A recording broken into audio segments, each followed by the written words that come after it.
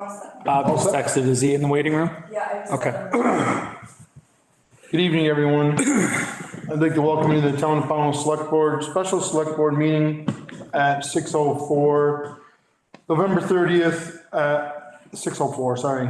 Sorry for the delay, we had a little glitch in the Zoom tonight, and it was telling us there was no Wi-Fi, so I'd like to call the meeting to order. Board member roll call. Angie Rowling. Bob Jarvis. Brian Harris. Mike Gardner. Everyone rise for the pledge of allegiance, please. I pledge allegiance to the flag of the United States of America and to the republic for which it stands, one nation, under God, indivisible, with liberty and justice for all. Thank you. Approval of the agenda, public comment, approval of minutes, warrants, correspondence, reappraisal RFP, the Muni Plan, RFQ, tree job estimates, trailer removal estimates, discussion and approvals, staff appreciation and holiday celebration discussion and approval, personnel policy question regarding holiday pay, animal ordinance discussion and possible approval, public use of town space policy discussion, public comment, executive personnel, adjourn. Make a motion to approve the agenda. So moved. Any changes, additions? All those in favor? Angie, I. Bob, aye. Brian, aye. Mike, aye. Is there any public comment, Hannah? I don't see any hands. Okay, approval of minutes, November 9th, 2023, select board meeting. So moved. Second. Any discussion, corrections? I think there are some corrections. Was that November 9th? Yes, Bob, November 9th. Yeah, so I just need to correct some of the dates and some of the information on the plan, on the Conservation Commission. It shows letters being, it might have just been a typo on November versus December, but when the letters are due, it says November 26, 27. I think what we decided was at the December 14th meeting, we would establish the clear goals, post that to our website along with the date certain. And assuming that we get those clear Pownell specific goals, then the letters would close a day or two before the next regular meeting, which I believe is December 28th, but also contingent on getting Pownell specific goals. I think those are the dates I remember also. Yeah, I think that, I was just looking at the calendar, Bob, I think that's absolutely correct. Yeah, Okay, thank you. Yeah, I think that is correct. Any other corrections, changes? Sorry, I missed that. I have a motion on the floor. I have a second with the corrections. All those in favor? Angie, I. Bob, aye. Brian, aye. Mike, aye. Minutes of November 16th, 2023, public hearing. So moved. Do I have a second? I'll second. The only thing that I want to say about those minutes are, we did reach out to, or Priscilla did reach out to the E911 coordinator, and there is not an appeal process. Once the select board names, once we pass that night, there is not an appeal process. So I want to go on record to say that we did not know that night, but she did text me the next day. She did take care of it, like she said, and she let the concerned residents know that there is not. All those in favor? Angie, I. Bob abstain. I wasn't here, so I have to abstain as well. That means We'll have to bring that push back. the approval, yeah. Yep, we'll have to bring it back. Mike, aye, but we'll bring it back the next meeting, that's fine. Warrants, accounts payable, November 17th, $25,200.93. So moved. Second. Any discussion? All those in favor? Angie, I. Bob, I. Brian, I. Mike, aye. Accounts payable November 22nd, $3,995,327.99. And that was school and road taxes. So moved. Second. Mike, did you say 3 million? Yep. Yep, $3,995,327.99. There's road taxes and the school taxes. Yeah. Mount Anthony and Supervisor Union.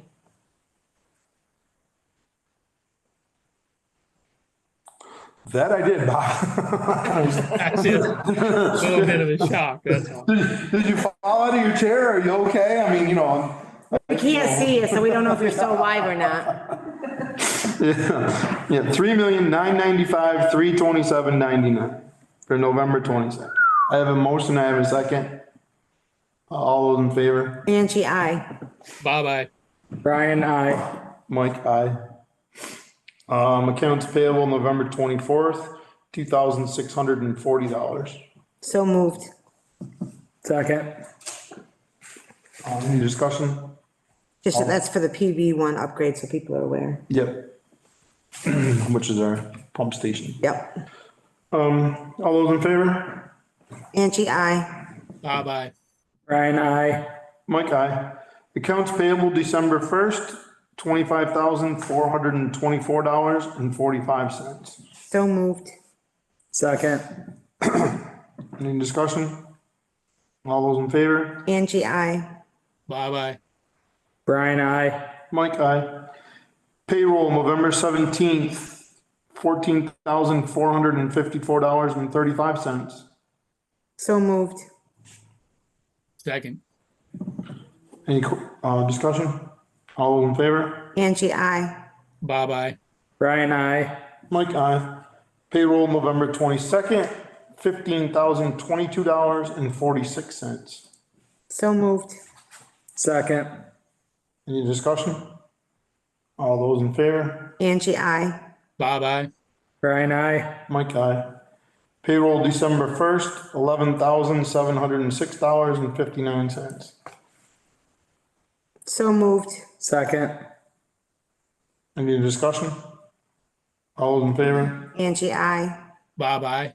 Brian, I. Mike, aye. Is there any correspondence? Yep, I have three, they should be pretty quick ones. The first is from Horseshoe Farms LLC, requesting that the select board as our local cannabis control commission approve their outdoor cultivator 2 renewal license. So it's already been approved by the state. There is really no oversight for you all. It's just basically you're saying that he's in compliance with our zoning bylaws and that you approve his license being renewed. And then I just send an email saying that. So I didn't want to just go ahead and send an email without you doing a formal vote. It really is just a formality, It is, but you have to vote on but it. it's the process. I can do, right. It's the board's pleasure. I'll vote to approve. Or I make a motion to approve. Second. And I'll vote for it too. Any discussion? All those in favor? Angie, I. Bob, I. Brian, I. Mike, aye.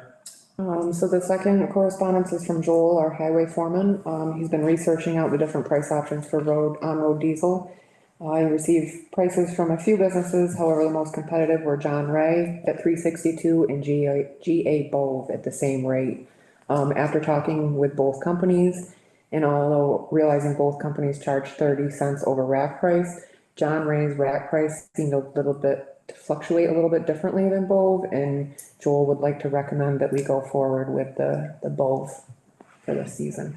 And he's looking for the board's blessing. So moved. We have John Ray right now, correct? I believe so. Yeah. Yes. Okay. I'll second. I need more discussion? All those in favor? Angie, I. Bob, I. Brian, I. Mike, abstain. So the third one is one I told you all about in an email. We heard from Betty Palmer. She's on Washington Road. She's concerned with the dark area and the fatalities that have occurred there. She's hoping that maybe we'll consider putting a street light, especially on the corner. So just before I brought it to you all, I wanted to do the research. It's like $25 a month. There's no cost for installation. I don't really know what the town's policy is as far as where they go, where you approve them, where you don't. I do know we have them in quite a few areas. I think that was all just under road crew purview. I know at one point they removed like every other one in certain areas for cost reduction. Okay, cause But I think it's always just kind of fallen under Joel's That was a purview. while ago, right? Yeah, that was a long time ago they did that. and Green Mountain Power is who we work with to do Yeah. that. And I think since then we've swapped over to LED. Back then they used to use like the sodium style ones. I'd like to send that to Joel for his recommendation on that. That would be my feeling on that. I don't know what the rest of the board feels, but that's mine. I agree. That's what I was about to say, is we should ask Joel what his recommendation is. So if Joel says, yes, we should, then that's what we're gonna do. Well, then we'll bring it back, right? Unless we want to approve it on Joel's approval, but I'd rather hear what he has to say. Yeah, I'd like to hear what he has to say. Back him into a corner. Oh, we already approved it, so, kind of, you have to kind Yeah, of. 'cause if there's some policy or whatever in place, he definitely would know about it. I haven't been over there in a while. Is there a sign that says Sharp Corner?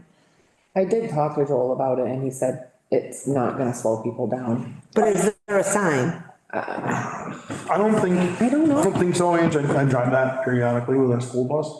I don't think there's anything on that road that says sharp corner or anything. I think where Betty, this is my own personal opinion, I think where Betty's asking for the, street light in relationship to where the accidents have happened is, it's, the proximity is not real close. I don't think the accidents have happened by her house or by. No, I don't, and I don't think she's asking for it by her house. I think she's asking for it on the corner so that people can see the corner. The corner of Barber's Pond in Washington or the corner of, I think on the sharp corner going up the hill. oh, the one on the Middle Pond roadside. Okay. Yeah, so I will speak with Joel again about it and then bring it back. I think that'd be the best thing. I think the best thing to me is, and I mean, I don't wanna just shut Betty down either. I'd like to have Joel reach out to her, find out where she's asking for it, so that we're not just saying, okay, sure, let's put a light in, here, there, or everywhere. Right. Right? Maybe she really does have a legitimate concern. And maybe he'll feel that signage is a better way to go. Yeah, also bring up the signage too, even if we did both. I mean, Right. it's an improvement. So I'd like to send that to Joel, Okay. Yeah. please. Any more correspondence? Okay. Reappraisal RFP. We'll do these one at a time. So the RFP submissions, I sent you all, we only had two. One was from Nemrick. The other was from, I believe it's David Buckley. His real estate service. The catch is that Nemrick provides our contracted assessing services. If we go with someone else for the reappraisal, they will no longer provide those services. We'll have to find another company. So my question was, Buckley was $1,200 or 1,000, $120,000. And then Nemrick was 184,800. Does that include all services that we get from them? It includes so we pay around 18,000 right now annually for the assessing. We won't be billed for that separately. It includes those services. So if we took the 18,000 out of the 184, Yes. and do you know if we would pay that one lump sum, or would it be over a period of 24 months? Like they have it set up for 24 months, I think correct? it would be, yeah, whatever their bid is broken down as, that's what it would be. And I'm sorry. No, go ahead. My question was the Buckley one payment, or was it, I or you don't believe know? it's one payment, but it's, a different, what's the word I'm looking for? Not a different software, different methodology. That is the word I'm looking for. So their method won't necessarily compute with Nemrick services. Okay, gotcha. It's not the same. So if we went to, sorry, let me put you on. If we were to use, the way I heard that, Tara, maybe you don't know this, but I'm hoping, if we were to use Buckley, what we have in place already may not work with what he Yeah. would provide. It's a different methodology, and Okay. therefore, that's why Nemrick can't offer the assessing services anymore if we were to go with somebody else, because a lot of times there's conflicting methodologies, and I don't know a lot about it, but that's the gist of it. And with, Nemrick's extra cost, do you think that would bring it up closer to 200,000? The way I was reading the extra cost. Do you know what was on there, this extra cost? It was, Well, we have that right here. right, we have it right here. It could. I was wondering if that's what you were thinking. We have over, I believe we have over 200,000 in the fund. We do? We do. Okay, Currently, that was my next question. because we've been putting money into the fund annually. And I was just wondering how Buckley says that he could do it for 4/1/25, where Nemrick is saying it's gonna be 2 years. It's gonna start on 25 and go through to the 27. I think because of the methodology they would use. But I don't know that for sure, but I believe it's a faster, it's different, it's more of a simplified version, I believe. I'm sorry, which one was faster? I think she said Buckley said. he could Buckley get is it. saying that he is gonna give us a final reading on 4/1/25, if I read that correctly. Where Nemrick is saying that they'll start in 25 and end in year 27. And that's probably the other difference, is Buckley could start sooner. Whereas Nemrick probably has many that they're doing. Yeah, their backlog. 25. Right. And also with Buckley, I read where he said that he would be going to houses inside and out, but I didn't see any of that with Nemrick. Did I miss anything, or? I didn't see You didn't that. see that either? I didn't. That's an interesting. That's concept. interesting concept, right? Because correct me if I'm wrong, but when you do aren't you supposed to go inside the dwelling or no? I don't think so. Residents, you don't, I'm not totally familiar with this, but I do not believe that you have to let someone inside your house. I know in the not. past they have. We went through that the last reappraisal where that was a common misunderstanding, and they do not have the right to come into your house. They can ask you, and you can let them if you choose to. Right, but you don't have to. You don't have to. Okay.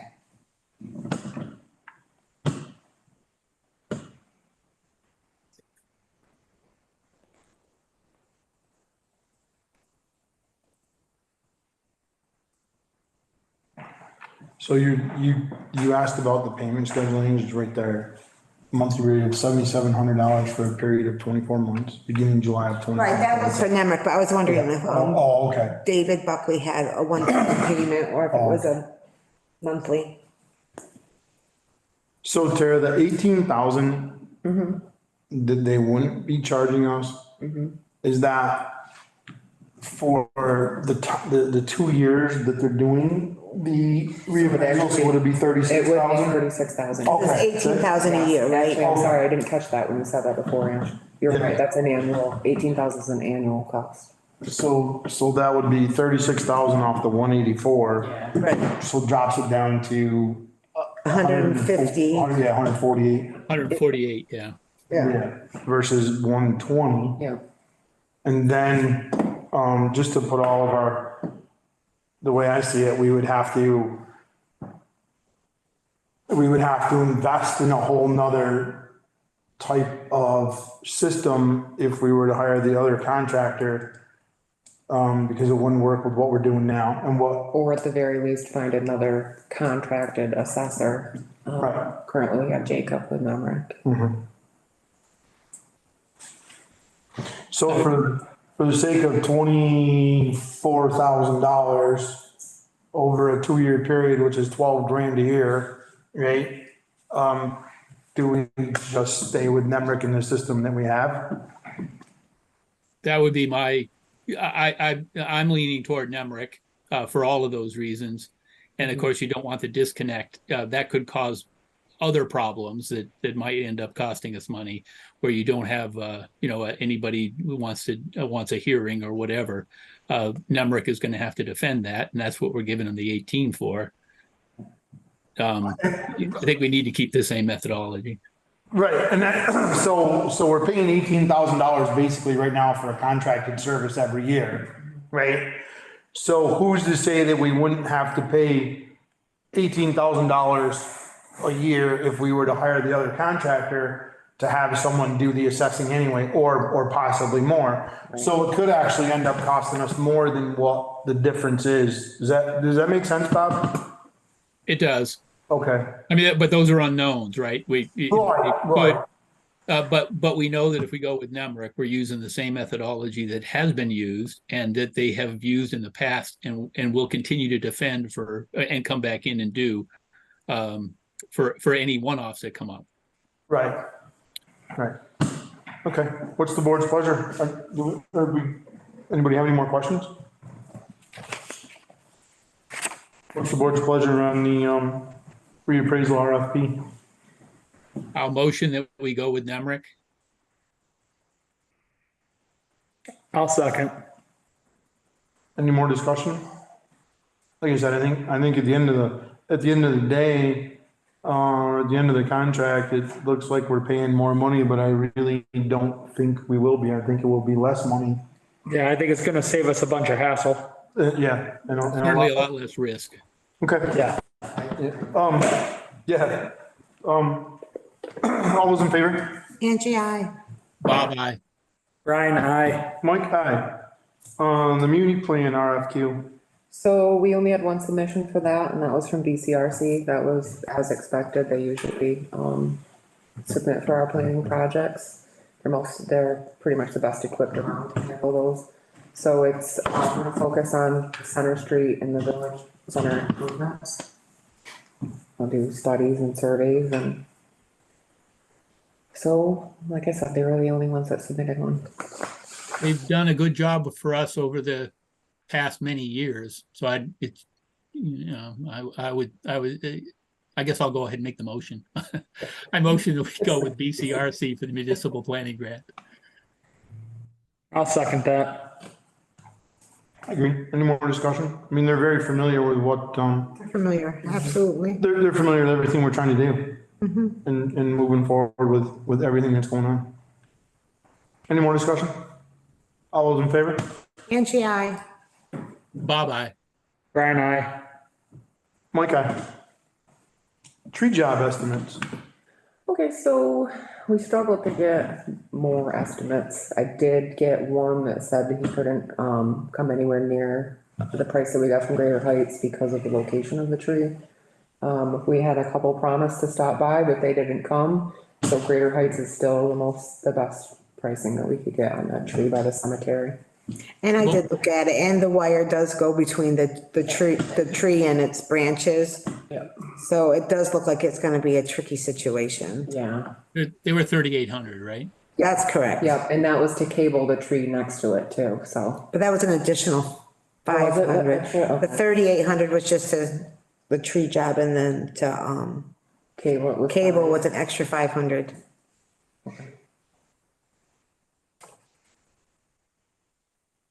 So I make a motion to go with Greater Heights for that tree.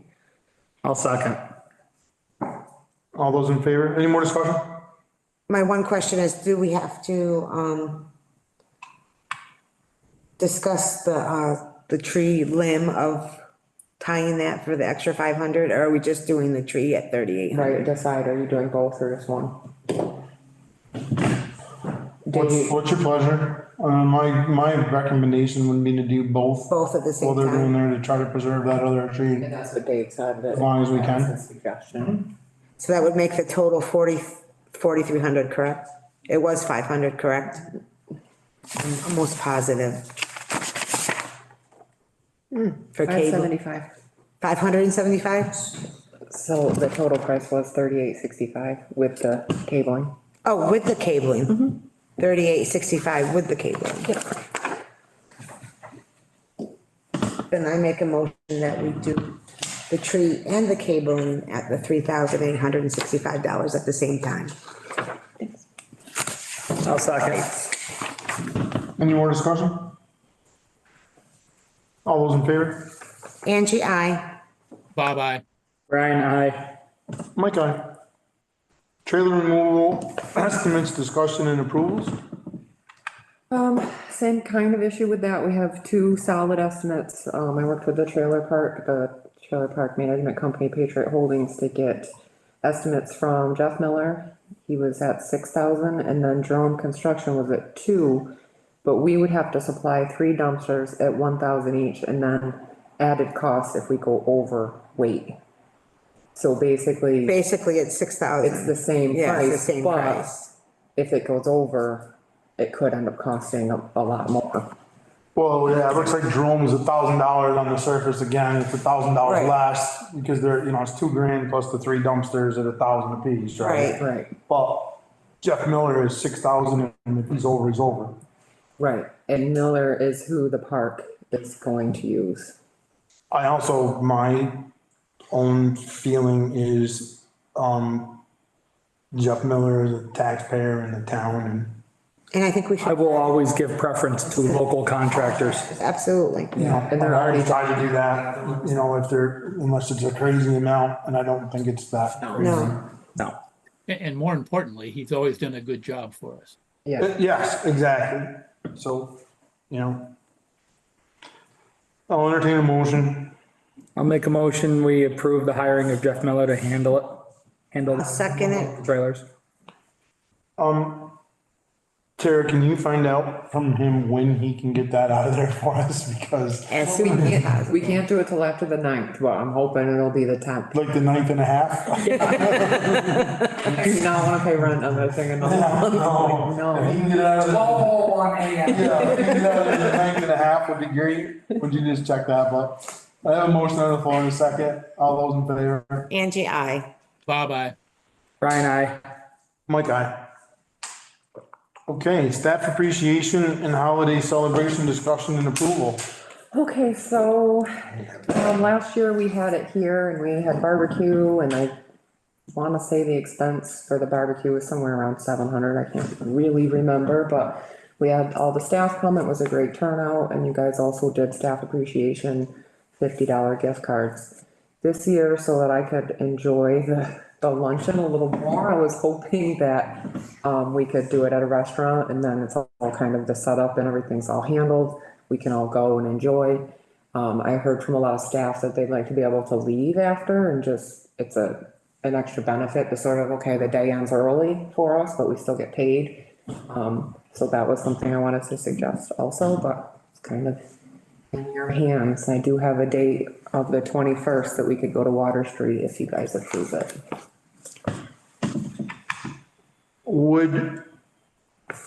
We wouldn't have a meeting on the 21st as a select board either, right? Because we do the 2nd and the 4th, unless we had to have a special, but we wouldn't be having a special.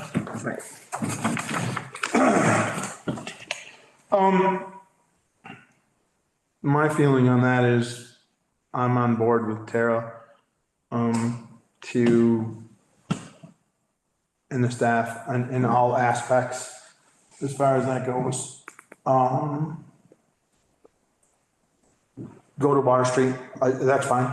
Pick a different place, it doesn't matter to me. 21st is a good date. Yeah, I'm fine with it. Do you want to set a limit on the cost? How do we want to handle that? So, I have no idea what their prices are down there, so I, your little computer thingy there, do 700. I would like to stipulate that we as a town are not gonna be paying for alcoholic beverages though. Well, I was just gonna bring that up because it's in our policy that it's a, it's 32 bucks a person. So I say that we give them $30. I mean, that should buy lunch, I, right? Do you, $30? we have $5,000 in the select board account. Okay? This is my feeling. Okay, I know exactly. Do we still have 5,000 in there? Cause I thought we'd already touched it for other stuff. No, not this year.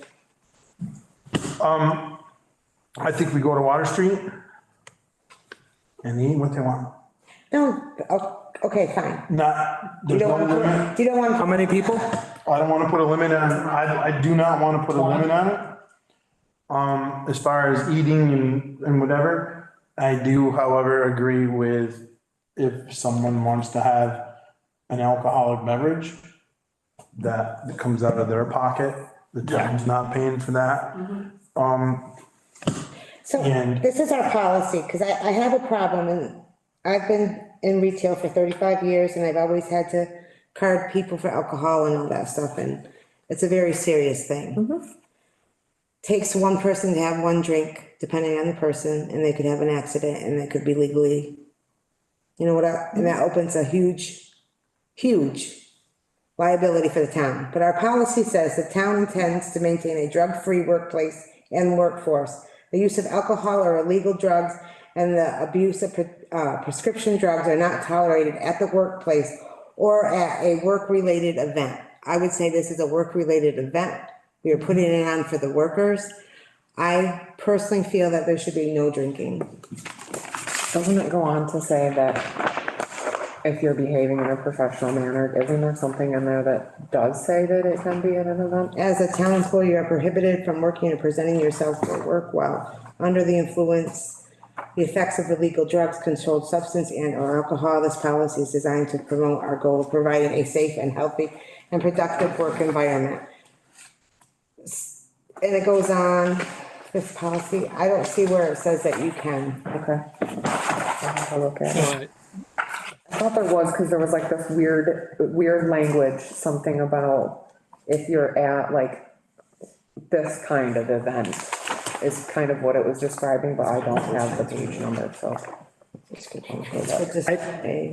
I'm not comfortable with employees drinking while on the clock. What you do on your off time is your business, but you're getting paid. Leave after, all right, so, But we're paying you for the whole day, so you're technically still on the clock. yep, okay. And it just opens a whole big door in case anything ever I'm happens. okay with not, with saying. no I don't drinking. But can we leave after and not go back to work? We haven't gone there yet, but I have no problem with paying you for the whole day. I have no problem paying for your Meal. meal, but Okay. I do have a problem with drinking Okay. because we, as a town, I mean, are I don't- paying for it. Right, I understand totally. And I do think we need to set a dollar limit though, because I don't want to just leave it open-ended, because I just don't want to leave it open-ended. I mean, we gotta be, I think. mean, I even if think it's, $1,000, that's $50 even if a it's a person. high limit, you know, if it's a high enough limit that they could order anything off of the menu and even an appetizer, then I'm not sure why we wouldn't put a limit in there. But we do want to avoid any abuse. We're not, That's why I agree with Brian. we're talking about a lunch. We're not Yeah. talking about prime rib dinners.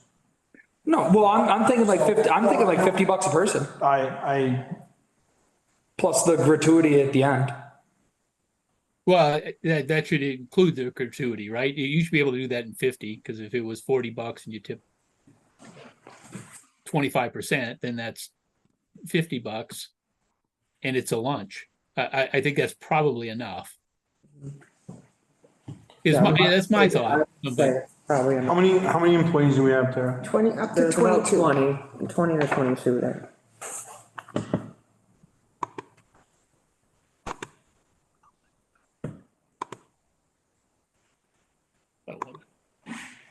If we put a limit of $1,500, they're not gonna spend that.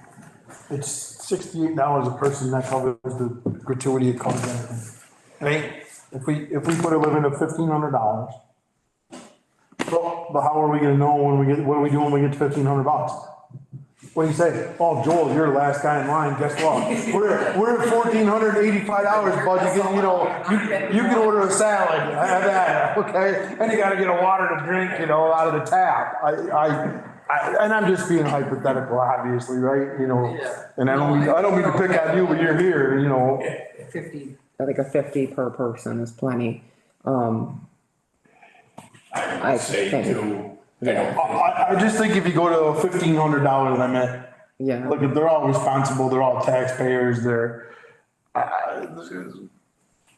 not gonna, everybody that works for us, come on, they're responsible. Wow, I'm looking at their menu and their lunch menu. If this is a current menu, their prices are actually really reasonable.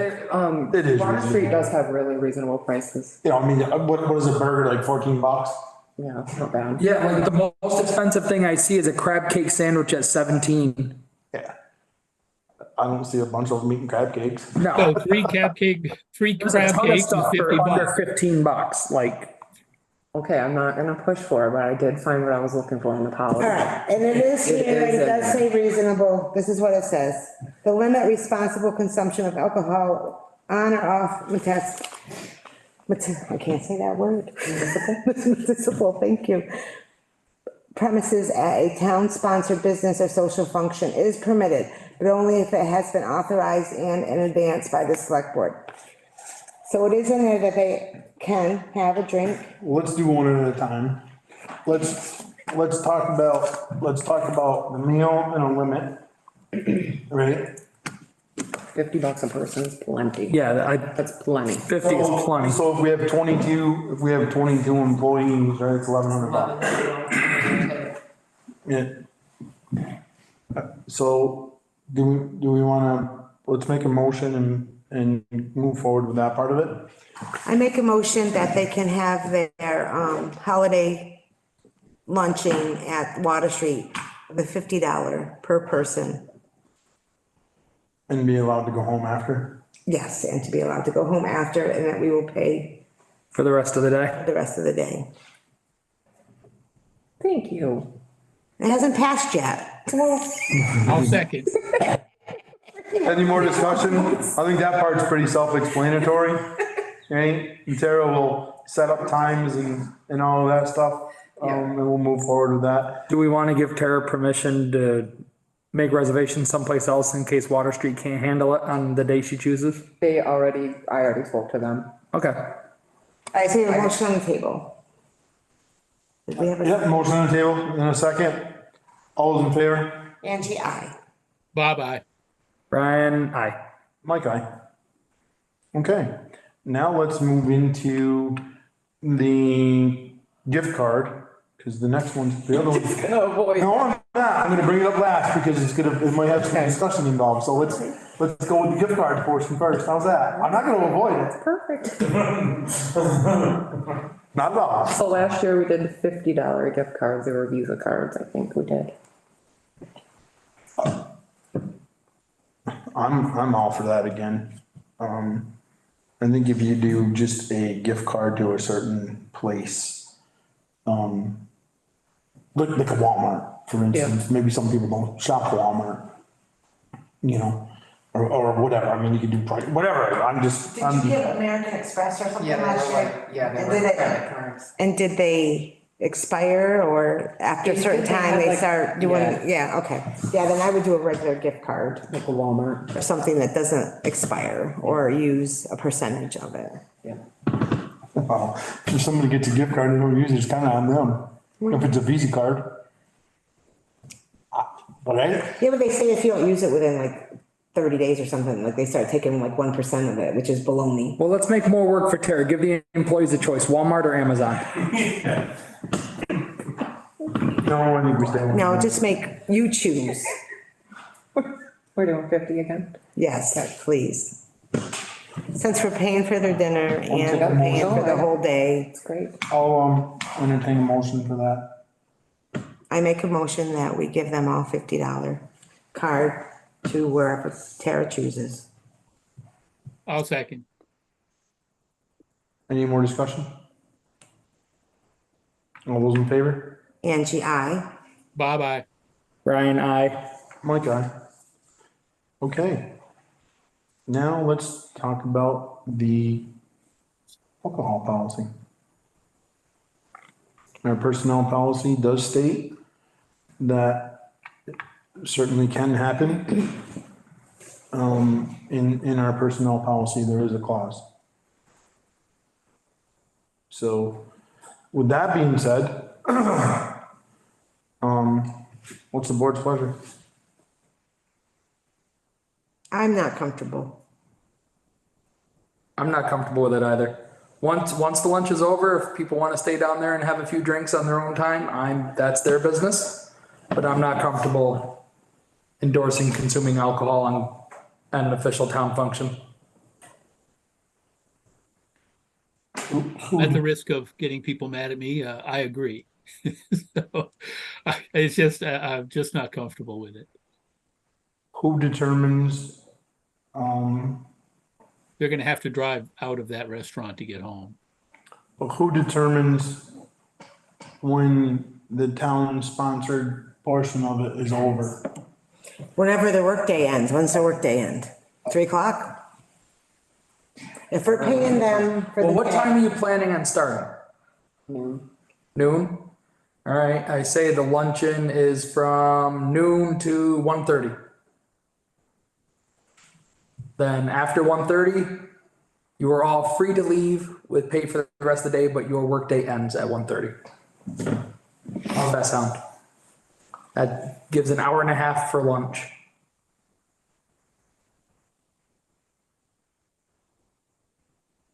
That's my compromise. I'm listening. I'm looking to you, Mike, for your opinion here. No, my opinion is that, I have a mixed opinion. Okay, I agree wholeheartedly, about being on town time and not having alcohol consumption. But I also think that we have some incredibly responsible people who work for the town, and we put them in some pretty precarious situations, and they're making the right decisions in those situations. And the liability is on the restaurant. And the liability on the restaurant to overserve. And if we can't trust the employees that we have to do the right thing and not overindulge, then I don't want them working for me. We all have CDLs also, so. The limit is way different. Yeah. You know, but I mean, not everybody has the CDL, I don't know if Tom does or whatever, but when you have everybody down there, Ellen and so on and so forth. I just think that we put a lot of our employees in some situations where, yeah, we're home with our heads on our pillows. And I'm not talking about just the road crew, Darcy's crew, different things, Tom. I don't know what he does in the middle of the night, whatever. That's just my line of thinking. Doesn't make it right, doesn't make it wrong. And it doesn't make what you guys are talking about wrong either. It's just my opinion. And that's where I stand. So, but I'll entertain a motion and we'll move forward. I think the, hour and a half is not an unreasonable time frame to sit down and have a burger and a ginger ale or whatever you're gonna have, and at 1:30, line up a couple beers. I see that side of it. I see both sides of it, Brian. In my own mind, I see that part. But it's just We me. could use their gift card on the way home and get a 6-pack. For the night. It's Walmart. Yeah, you have to go the wrong way. There you go, get it for But everybody gotta the. have a good card to Dwyer's. I'll entertain a motion, however it is, and we'll move on. We've done everything else pretty good here, so.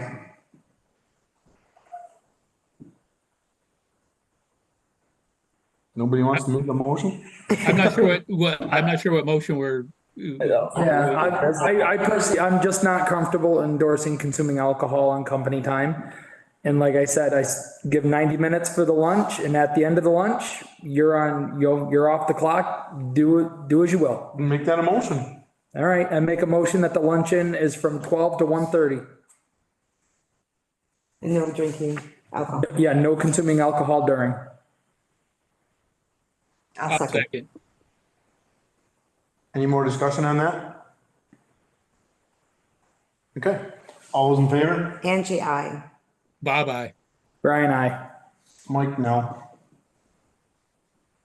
It carries. Thank you, guys.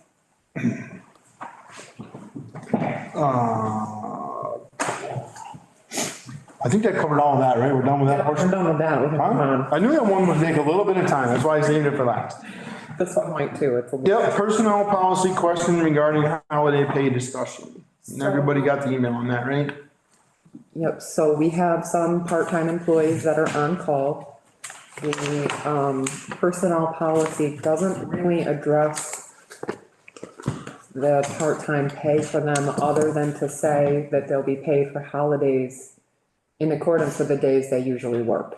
So if they usually work, let's just use this as an example, Monday, Wednesday, Friday, or Monday, Tuesday, Wednesday, and a holiday falls on a Friday, they wouldn't be paid for that Friday. So can I just interrupt you real quick and ask you where that is? Because I tried to find that in here and I couldn't find that. I sent you the pages. Yeah, but it doesn't say that if they don't work. Because right here, it says full and part-time employees will receive the following paid holiday leave. No, it's right. Yeah, I read it at home and I still don't see where it says that. That they have to, it's their day on or day off. I don't see I that. think it says something like in accordance with their normal work. Top of page 15. It's right here on page 15, I think is what you're looking for, Angie. Employees will receive holiday leave pay for the number of hours in the employee's typical workday, Oh, that wasn't on my page. on which day the holiday falls at the employee's regular rate of pay. Part-time will receive prorated holiday leave pay based on the number of hours the employee is regularly scheduled to work. That's holiday leave. What page you on? 15. There's the top of page 15. So it's tricky because you might say, okay, definitely a wastewater employee who doesn't work on Fridays normally wouldn't get this pay. But he is on call and we expect him to come in So when somebody gets, on those days. when somebody's on call and they get called in, don't they get automatically paid 3 hours only if it takes them 15 minutes? Yes, and if it's on a holiday, they get time and a half automatically, but that's regardless of that. For an example, Wendy works Monday through Friday every week. She would get 4 hours for a holiday because she's part-time, but she works every day of the week. Tom and Ron, they're part-time, but they only work the days that are open. So they don't normally get Christmas or Thanksgiving or a lot of those holidays because they're not open on those holidays. Yeah, So with Jeff, we were trying to be fair and not give that holiday. But, they're feeling that that's not really that fair because he's on call and he's expected to come in. But if he's on If he's called in. call and he gets called in, he automatically gets 3 hours plus time and a half. If it's a holiday, correct? Yes. So does he get, and I should know this and I don't, and I apologize for this. Does Jeff get paid if he's on call tomorrow? Let's just say he's on, does he get paid a certain amount for just being on call? Or does he have to get called in to get paid? He has to get called in to get paid. Anything? Yeah. He does not get any pay just for being on call, nothing. No. I think that's why it's 3 hours automatic if you get called in. Okay, okay. I think in my own mind, I can separate our part-time, that's what we're talking about, right? Yeah. Our part-time road crew, if there is any, No, there isn't. and our part-time, Not in this. right, and our part-time wastewater from the transfer station, because if Christmas falls on a Saturday, no one expects them to work on that day anyway. Right, and then. But if Christmas falls on a Saturday and Jeff is the on-call guy, and we'll use him because that's who we're talking about, he is expected to go into work and fix whatever is broken or whatever the problem is, right? Is that right, Joel? I'm not, Yes, okay, yes. that's what I thought. Okay, And then in that case, is it time and a half or is it holiday pay? And is there a difference? So Holiday pays a regular rate. Yeah, so you get your holiday, so a full-time employee would get 8 hours holiday, and then they get time and a half for at least 3 hours that they were called in for, if it's on a holiday. But Jeff, a lot of times doesn't have full-time hours, so when he gets called in, those hours don't end up being overtime for him, so it's not at time and a half. Oh, this says he'll get time and a half for it. That was my question. On a holiday, Yeah, that's what we're discussing, isn't it? regular call in. It's just straight time for him usually because he doesn't go over the 40 hours. And they get overtime. I think, Well, that's two separate discussions. Okay. I think we have to change this personnel policy to allow us, if we so choose, to pay him or any other employee. I don't think we can override our personnel policy the way it's written right now, and the way it's written right now is he doesn't qualify. But I also don't have a problem with rewriting the personnel policy so that in the future, Jeff or any other part-time employee like that qualifies for the pay and the stuff we're talking about, the holiday. Like, is there a way to say, like, if you're on call? Right, I think we'd have to rewrite it to. Right. And I'm all for rewriting it. Okay, I really am, because it's like, look at, quality employees, there's not a wait line, Right. okay? There's not a wait line out there to get somebody in line, and then you gotta train them. And it doesn't matter to me whether they're, working the road crew or the wastewater or any of it, to be honest with you. There's just not a wait line. Is there work enough to have Jeff work full-time hours? I don't know, that, Or does he choose to be part-time? I don't know, that's a Darcy question. I was gonna say, if she's got the work and he's willing to work the hours, I'm fine with letting him go to full-time. But that's not the issue. The issue is that we need to change the policy. I wish this had been brought up before now, so that we could have this policy changed, so that we can pay. Yeah. That's my feeling. It didn't come up until. I know. Veterans Day, and then. Right, I understand. then Thanksgiving and the Friday after were also. Right. Holidays for us. Right, no, I understand that. But that's why there's policies for, And it makes it hard because, an auditor will take this policy and then they look at our timesheets and, okay, this person. Well, that's why I don't think we can pay him now, because then we'll be back in that. I mean, if you do approve him getting those holidays, you just vote in open session to approve that so that I can give the minutes to Ellen and we will pay him. And then we can change the policy. I think we need to change the policy first. Can we give him the money for the vacation time before it's changed, or do we have to wait until after the policy has been changed?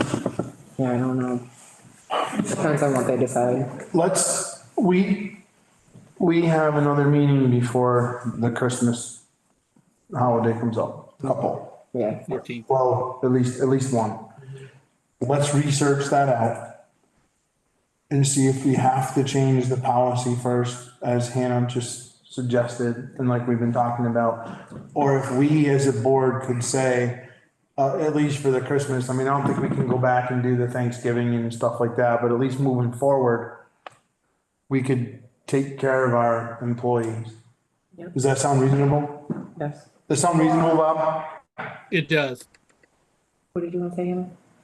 I was just wondering about going back, because we did kind of talk about thing that if it was this year, because we have paid him for other holidays that have like fallen on a Friday before. It was just caught this time. Right.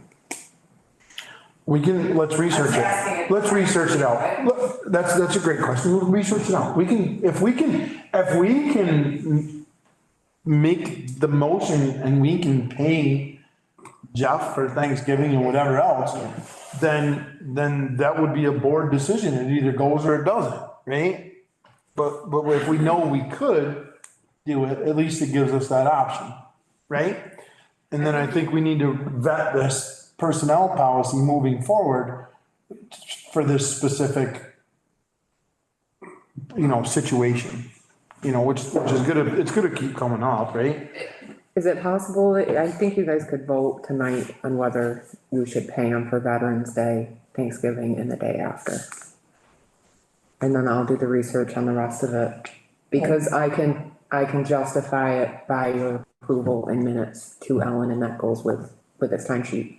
Would it make a big difference if we waited until we could say on the 14th? I mean, it's 2 weeks away.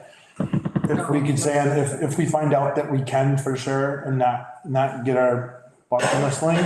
Okay. And then on the 14th, I don't disagree with you, Tara. I don't, obviously, I don't have a problem paying them personally, but hey, I just lost one other vote, so that's fine. But I don't have a problem paying. I just want to make sure that we don't get in a situation where we've been in before, not us, but past boards.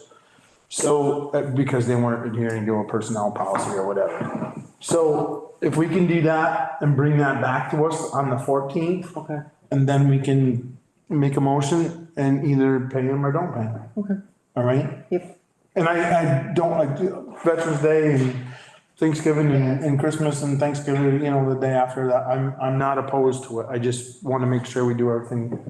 Yeah, and then just the language, specific on-call staff. Yes. To add that in. Yep. Okay, And then we'll rewrite our personnel policy for that specific stuff. okay. But if there's. How many part-time employees do we have? Not So many. we have 22 total, right? Yes, but we've got Wendy, Tom, Howard, and Jeff are part-time. And like Leonard is part-time. So But I mean, those. wouldn't it be easier? That's the other thing to consider, I'm sorry to interrupt. Someone like Leonard, is he on call? Is he hourly? Cause he's a part-time staff. That just kind of dawned on me too, so please take that into consideration as we continue to discuss. Could I just say one thing about that? I think when you're on call, it's a whole different ballgame than, Tom and Ron, I don't think have an emergency. Well, I guess they do. I don't know. Right, like Wendy wouldn't have an emergency. Yeah. Right. I think the on-call part that Angie brought up, I think, having an on-call paragraph in that personnel policy Or- would cover. We could change, because it says full and part-time employees will receive the following paid holiday leave. And it lists all these. If we change the policy to full-timers get the 8 hours and part-timers get 4 hours. Well, yeah, we gotta do a little work on that. I mean, and they get paid if they work or not. Right, and I don't wanna get into a whole bunch of discussion on that part of it Right, tonight. but I'm I just think saying, we should could look at do it that way and get rid of the whole other part. And we wouldn't be in this situation again. Right, I don't wanna get into that, that's why I Right. think we need to look at it. But I think if we find out if we can do it and bring it back here the 14th, and then we vote as a board, yes or no, then we change the policy after that, we got a little time to change it. Okay. Okay. Alright?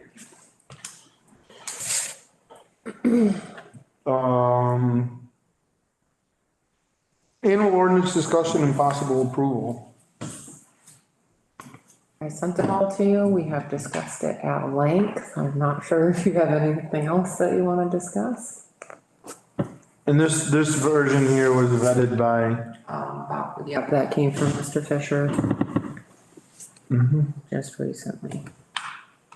I know you've had a lot of, done a lot of work on this, Bob. Have you looked at this? I'm sure you have. Do you have any? I have looked at it. I don't have any concerns. It looks, the formatting is all cleaned up and everything looks right. The things that we took out are no longer there. The things that we changed are changed. Now I didn't go through it in detail, but I did glance over it before the meeting. Right, and I did It the looks like same those were the thing. things. Yeah. Okay, so, everything is in here that, like I said, I didn't, kind of went through it, but not crazily, because I knew Bob would. I had a lot of confidence in you on this one, Bob. But the one thing I think I just need to look one more time. I've got it right in front of me. I just want to get down to the penalties. Yep, that's right, exactly where I am right now.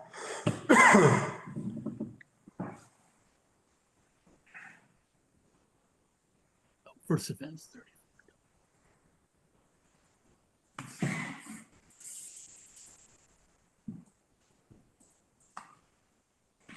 Guess I should have told you something.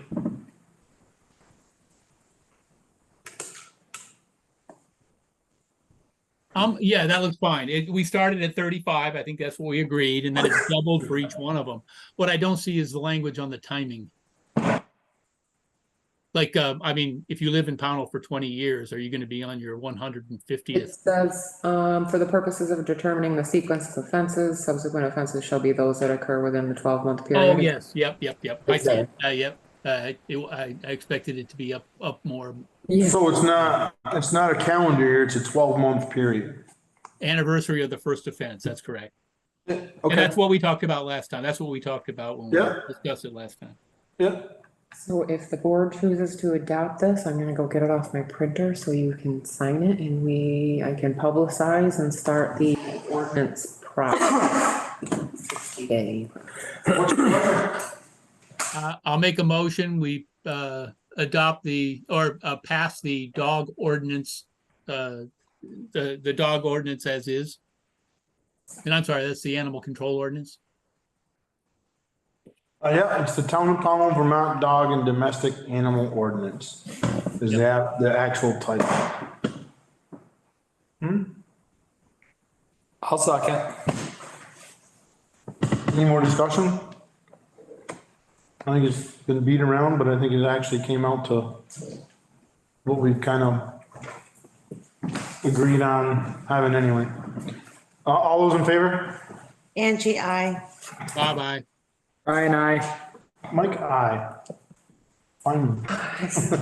Yeah. What a week. Yeah, finally.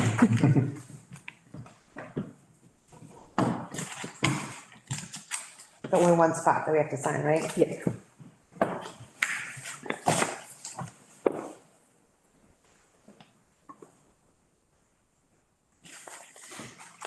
Brian? Thank you, sir. Thank you, everyone. Bob, I know you put a lot of time on this, Tara.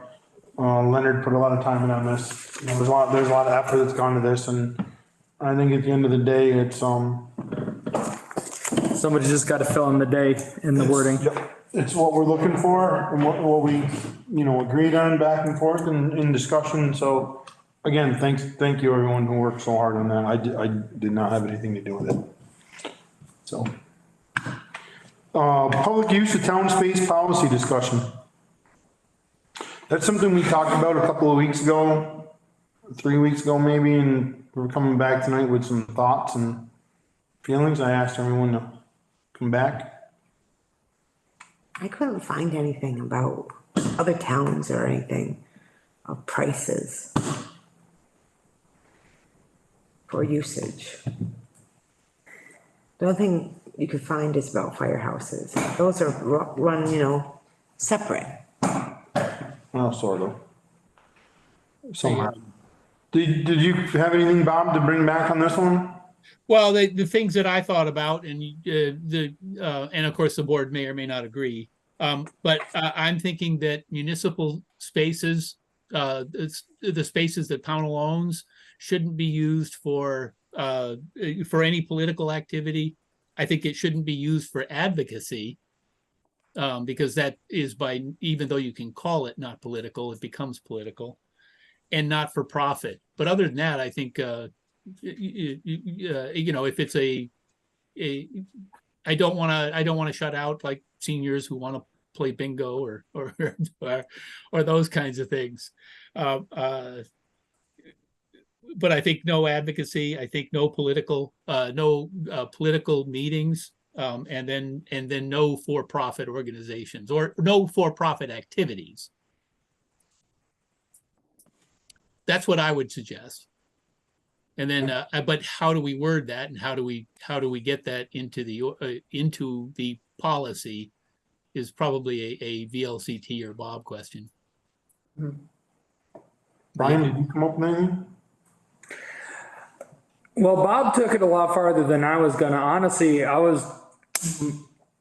starting to lean of the opinion that we should the town facilities, not the greens, the facilities should be official town sponsored events only. That way it takes the ambiguity out of it. There's no ifs, ands, or buts, but like, well, what about this group versus that group? Just draw the hard line. Like if the town sponsors the event or endorses it, great. That means it forces the select board to kind of approve everything that goes through. Like we're doing the tree lighting. That's an official town function. That's a good point. I think, Brian, you're making good points and persuading me a bit. That's swaying me, because it gives us, this board and future boards, the authority to either approve a function or not, right? That's what is that what you're saying, right? So Yeah, exactly. So, I got a badminton group that wants to use it for whatever, a clinic on the inside or whatever. I bring it to the select board and I don't know where that came from, where did badminton come from, but whatever, anyway. And then you could say yes or no, right? Do I want to do a video? Make something that into a community-wide event, like Parks and Rec commonly does it when we do functions down there at the park down there. To me, it kind of falls under the same thing. I think it's, and Brian, if I could put words in your mouth, I just want to make sure I'm understanding it, because if I understand it, I don't want to be in a situation where the board picks and chooses what is and isn't good on a one-on-one basis. It ought to be a policy, and that's what I liked about what you were saying, Brian. Municipal spaces are for municipal activities, right? I think that's what you were saying. Greens would be a little bit different, but inside the buildings would be for municipal purposes. And that's where a tree lighting is an actual event that we're sponsoring. It's not, I don't want to be in a position where we're deciding whether or not, your group is worthy. But we're sponsoring it in partnership with two other groups though. The tree lighting. What's that? The tree lighting is in partnership with two other groups. Right, but the town is one of them. So, so that becomes a town sponsored activity. But my point is it forces the select board to approve each one. Like this was something that the select board had to sign off on. So let me ask you a question, Brian, and actually for you too, Bob, because I'm a little confused now at this one. So if the Little League, whoever the president of the Little League is, wants to use the old town office through winter months for videos and playing baseball. Okay. Right? So I think what Bob is saying, and correct me, I'm not putting words in your mouth either, Bob, but what you're saying is that wouldn't necessarily be a select board or municipality sponsored event, right? That would be something that's put on by you if you're the president of the Little League, right? Okay. And I think what you're saying is if you brought it to the select board and the select board gave you the blessing to use that building or this building or whatever for that event, that's what you're saying you think should be in the policy. So to me, it's funny you mentioned the old town hall, because the only reason I say this is Tara's already been working on wanting to utilize the town hall. I was gonna jump in here. For separate public events. Say that's not. So to me, that would almost be a separate issue. Because we were already discussing using the old town hall for other functions. But I totally get what you're saying. So I would say it would, at that point, it would become like say I come before and I say, I want to host a town event in conjunction with the town, and this is my idea. It becomes the select board, no, that sounds like a great community outreach, let's do that. Or the select board can say no. But wouldn't you want a policy in place and then an application, and then the application has to come to the select board for approval? Yeah, well, As part of the process? That's sort of what the way I saw it going, was that you. no, yeah, I see the way you're going, so I guess, The policy explains everything, and then the application has all of the applicant's info and everything, the purpose of the event, all of that stuff. And then that gives people the, and it just puts us right back into where we were before. All right, pretty much. So if we said, if we limited, office, if we limited the use of municipal space to, municipal activities, town and school activities, because there could be a school sporting, a school team that wants to use it. Fire and, if the fire and rescue, if they wanted to use it for something. And then, what's the other one I was thinking? Oh, and Little League. So any town sporting events. If we limited it to those things, then I think we're less risky. And then I think, but we also need to, I believe we need to say things like no advocacy, no for profit, no overtly political meetings, or no political advocacy. Because we do need to make sure that we are not bipartisan, that we're nonpartisan completely. And because that's the nature of municipal politics, right? The advocacy piece is a little tricky for me. Can you explain more what you mean? Because, like, for example, the Child Advocacy Center, like if they wanted to do some sort of a workshop, would that? Well, that's where, well, I don't want to get into political discussions on it, because then I'm exposing my own political beliefs, and we shouldn't be talking about politics. But a lot of those things are the way in for political advocacy, right? I mean, you can make an argument. I'm going to catch a lot of flack if I make that argument. There are agencies that are in our town report requesting money, or agencies that I would plan to partner with for the community center, so that's why I'm concerned about it, is all. Like the Child Advocacy Center out of Bennington is just one perfect example. So I just want to be careful about using the advocacy word like that, I guess. So you just blew one of my points out of the water. That's okay. Because I agree with you.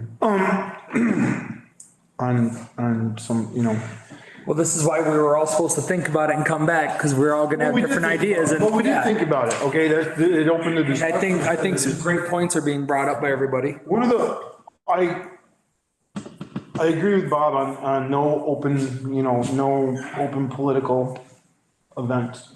No political party can use it for an event of their own. I also agree with whoever uses the facilities has to be a not-for-profit. Yeah. And they have to file the form, like everybody else. One of the things that I thought about, and you just blew this one out of the water with your child advocacy group out of Bennington, was I was kind of leaning towards, people or groups that wanted to use it had to be, panel groups. But I see that really would. I know, because that child advocacy group, just for example, is something that's needed. It's an opportunity to invite services that are only offered in Bennington to be offered in Pownell. Right. And give a space. Right, so that's what I mean, you blew me up. No, that's okay. Well, That's why we're here. Well, that's what I was saying, the whole thing about the old town hall, like we were pursuing a completely separate path for that space. That's why I was kind of trying to draw this distinction between Like this and that. Yeah. But I don't think we wanna have two policies. Right? I don't think we wanna have. No, and that's, yeah, that, Right? I don't think, I mean, that just makes it more complex. exactly. You wanna have one. I was just trying to keep it simple. Oh, I know. Me too. But the thing I'm struggling with is where's the limiting principle? It's like we can talk about child advocacy and then anybody who opposes that is then against children, which is not really fair. Because if I'm opposed to the advocacy, that could be any, why would child advocacy be okay? But some other advocacy that drives a political wedge, but they're framed as advocacy groups. That's why I didn't want the advocacy, because it creates gray areas, and it really does. It creates huge gray areas. I'm trying not to use any organizations in my examples, but you can all think of organizations that build themselves as advocacy and are advocacy, but they're advocating a position that a lot of people disagree with. And even the safety net kind of stuff, you can make a strong argument that the welfare state since the 60s has created more poverty, not alleviated it, and that's where it becomes political, and that's why I was saying the advocacy shouldn't be there.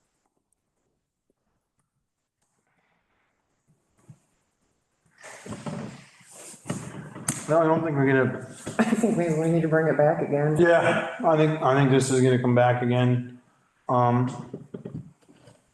I think we've opened up, so could you put together a general synopsis of what we have, discussed tonight? And then, because I don't think we've really brought up anything that's kind of crazy or outlandish, right? We've just kind of brought up some concerns. So the Bennington County Child Advocacy Center, they're a private group, right? They're not like a state-run I would just, organization? as an example, because it has advocacy in the title, that's why Right. it popped in. Well, no, I'm just trying to see if I can draw a distinction between state and federal, sponsored groups versus private. I don't know, I just never looked at it, that word like that, but I can see Bob's point. Right, there's points, there's pros and cons here all the way through, right? Yeah, it's not going to be easy. I think we need to figure out what is the limiting principle? Because Right. if we just say that this is a good organization, let's do it, then you've opened the door to others that we may not agree with. Exactly. So I think if you put together a general synopsis of stuff we discussed tonight, and we bring it back again, at the 14th, 2 weeks from tonight. And then we'll discuss it again and bring it back again, I'm sure. Okay. This one's gonna take a while. I really believe that, because I think Bob's absolutely correct. You don't have people knocking on your door, do you? For use of space yet? No, but in about 6 months or so, I'll be ordering kitchen stuff. Within 6 months, but we have time. Okay. Does that sound all right, Bob, bringing it back on the 14th with, gives us, What's the wording you use, Bob? Limiting factor, is that? Well, some limiting factors are limiting principles. And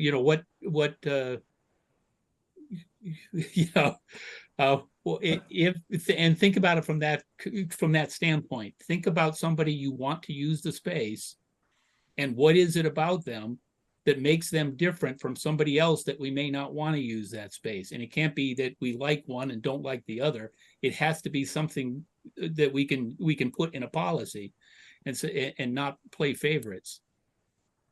And it was the whole idea of not playing favorites is why I thought the advocacy shouldn't be there.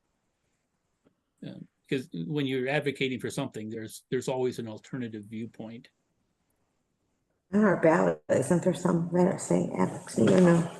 There are, right? okay. Yeah. So I don't know if this is gonna make a difference to anybody, but the Child Advocacy Center is the third SIU in the state of Vermont, Special Investigation Unit, like they are a part of that, so they are an official state sanctioned entity versus a private group. At least if I'm reading this correctly. I just think, yeah, I think I mean, the whole advocacy in their name thing, I'm just saying like it could be, it's kind of a gray area of whether it's a, it'd be, to me, at that point, it's almost no different than letting DCF host a day thing in the town, you know. okay. Yeah, and to be clear, it's not the word advocacy that I'm opposed to. It's the activity. So if Brian, what you're saying is true, and if that's accurate, and I guess we got to look at it a little deeper. Well, I mean, if you look at their timeline, if that organization is actually part of the state, then they're not a private group, and they can probably use the space, right? If that's true, if that's what we decide.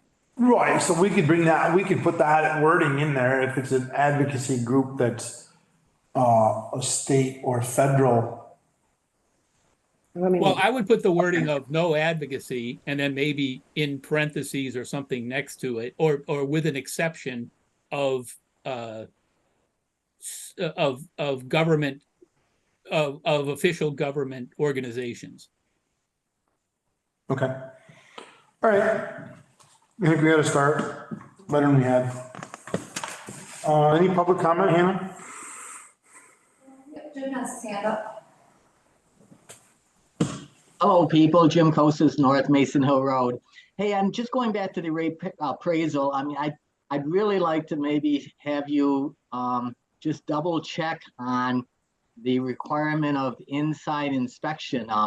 Based on what a comment was made, and I won't mention who made the comment, but based on the comment that was made, if it's not required and I don't need to let that appraisal guy come into my home, I'll be the first one right now to say he's not going to step inside my home. But I don't know how you're going to do an accurate appraisal without knowing the number of rooms that are inside. I can tell them as many as I want, or any other information that might have happened within the last 12 years or 11 years. So I'd really appreciate you guys getting a clarification from NEMRIC if you pick them as the vendor to take care of the appraisal, what the requirements will be. And also, if it is required that an inspection is needed and someone refuses, what are the mechanisms that they will use to come up with a fair value of that property? Thank you very much. Jim, everything's outlined in their appraisal. Okay. Does it say inside? For appraisal. Does it say interior? Is it on the inspection? website, Tara? I'm not sure that it is yet, but Hannah, we put it in the board packet for, right. Okay, if it already addresses interior inspections are not required, I just wanted to make sure it's addressed in their appraisal. If not, I think it needs to be clarified. In my opinion, I think that's a good question. I think we just need to be upfront and open with whatever the methodology is. And then if the town knows what the methodology is, they can agree, disagree, or see, or voice any concerns. Thank you, Bob. But I think, and the reason I was hot on NEMRIC is because we've been using them for years, and they're our go-to for the appraisals. Nothing against the vendor that you picked. I just wanted to make sure whatever vendor it is, it does specify yes or no interior inspection involved. And if someone doesn't allow it, how do you go about getting a fair market value? Thank you. Yep. So it says right in the appraisal for property inspections. I can answer it right. I'll answer, I was looking at this, Jim, I can answer this for you right now. Okay. NEMRIC will inspect all real property in Pownell. This includes both exterior and interior inspections when provided access to the interior of the dwelling.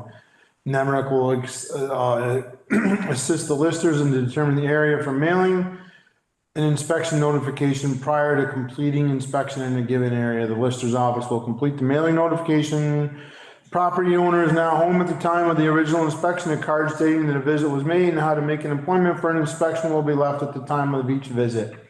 the Lister's office will contact property owners and make appointments for the property inspections. Notice may be sent to property owners that need an inspection with information on how to make an appointment.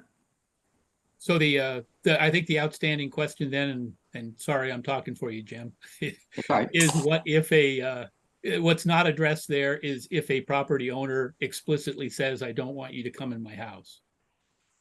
And so maybe that's just a question out to NEMRIC, is how do they handle that? Yeah, I'm trying to skim through here and There's a couple of things. One, there's an OPDV. NEMRIC will utilize the online property data verification system for the reappraisal. This process allows the property owners to verify their property data using an online system. Any discrepancies can be reported to the staff for correction or an inspection. So you can, I'm assuming you could use that to tell them what like the layout of your house is if there's been changes. I did read another I'm part Brian. Whoop. No, he's just That is a reading it. touch screen. He's just reading it, Jim. Okay. Yeah, I know I read the whole part about hanging on in there. that it's Yeah, optional. Do I not don't have wanna- to let them in. I don't want to dwell on this tonight. I mean, you've talked about enough stuff. So, I mean, I just wanted to clarify that because it will be an important item that comes up when people have someone knocking on their door and saying, we want to see the inside of your house so we can just do a reappraisal. How is everyone going to handle that? So that's it. Well, that's a good question. We can talk to him about it. Yeah. Okay. I'm not sure what the answer is, Jim, but I know that I'm sure it's not the first time they've had that situation pop up, that's for sure. Oh, I know. I mean, it's just good to have after 11 years and a lot of things have changed in town that all the townspeople have an understanding of what you are allowed to say, what you're allowed not to show, and what you can do during a reappraisal. So. Well, yeah, and the understanding that some people have is not the law, but that's okay, right? We all know that because they, you know. No, some that's people- true. Some people make up their own law, so we'll figure that out. I just wanted to get away from that one comment that said that you don't have to allow someone into your property. So, Well, I don't think you do, but, okay. yeah, I'm not sure. I'm not, that's, you know, We'll get that question. that's above my pay grade. Yeah, I will. All right. Thank you very much. Have a good night. Thanks, Jim. Any more public comment, Hannah? Say it again. No more? I'll entertain a motion to, enter executive for personnel. So moved. Do I have a second? Second, All those in favor? Angie, I. bye-bye. Brian, I. Mike, aye. Let us know when we're good, please, Hannah.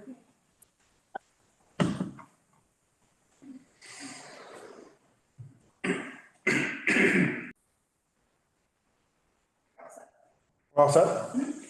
I'll entertain a motion to come out of executive. So moved. Second, All those in favor? Angie, I. Bye-bye. Brian, I. Mike, aye. Angie has one thing before we adjourn. I just want to remind everybody that this Saturday is the 4th annual panel holiday tree lighting at 4 o'clock. We're going to have the elementary chorus, hot cocoa and cookies. At 4:30, Santa arrives. At 5 o'clock is going to be the dedication to Dick Singleton, and the lights are going to be lit on the tree. And also face painting starts at 3:30. And then in case there's bad weather, we will have a makeup day on 12/3 Sunday. So hopefully everybody can come and see the pre-lights. Thank you. I'd like to make one comment on that tree lighting. I think this year I'd like to see obviously I'd like to see a big turnout, but having the dedication to Mr. Singleton. Mr. Singleton, one of our teachers, from this elementary school who taught there for, I don't know how many Over years. 40 but years. I'll be 60 in June. He was my teacher. He was my When teacher. I was there, so. Yep. I hear Mr. Jones will be. Mr. Lighting Jones the tree. is That's gonna right. be lighting the tree, and he also has a poem that he, Yeah, Willie Jones, you know, will be there, you know, was a. Another longtime coworker. teacher. Yes, those are Pownell people that lived here and worked here their whole career. And I know that there is a significant number of residents in this town who had him or their children had him for a teacher, so, and he was an incredible teacher. So I'd really like to see a monster turnout just for that, I agree. just for that reason, so. On that, I'll entertain a motion to adjourn. So So moved. moved. Second. Any discussion? All those in favor? Angie, I. Bye-bye. Brian, I. Mike, aye. Thank you everyone for attending and, hope everyone's there Saturday afternoon. Thanks, everybody. Thanks, Bob. Night, Bob. Thank you, good night. Good night.